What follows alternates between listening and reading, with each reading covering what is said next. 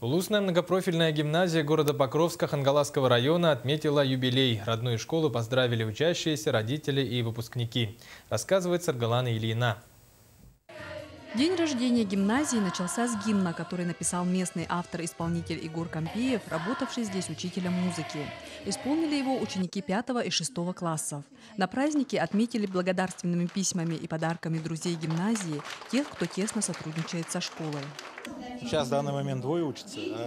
Один сын в прошлом году закончил, и сейчас два младших здесь. Ну, средний и младший здесь учатся.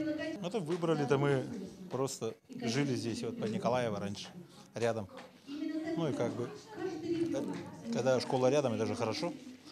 Сначала вот первый фактор такой был, ну а потом уже, когда начали обучаться, ну, детям нравится учиться. Раз нравится, значит, с радостью идут в школу, значит, все нормально.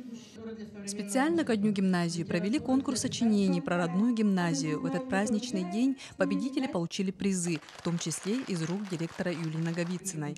Юлия Егоровна руководит гимназией со дня ее создания. Гимназии исполняется, ну вот, будет 19-й год. За эти 19 лет гимназия, конечно, всегда на слуху. Наши гимназисты все поступают в учебные заведения, но самое главное, что они становятся настоящими людьми. И всегда, главное, не просто настоящими, а порядочными людьми. Они всегда будут любить свою родину и, самое главное, свою гимназию. Поступает в гимназию с 5 класса. Несмотря на то, что школа тесновата и нет своего спортивного зала, ребятам нравится здесь учиться. Они чувствуют особенную атмосферу этого храма знаний. Здесь я получаю больше знаний, чем в обычных школах, почти в 2 раза.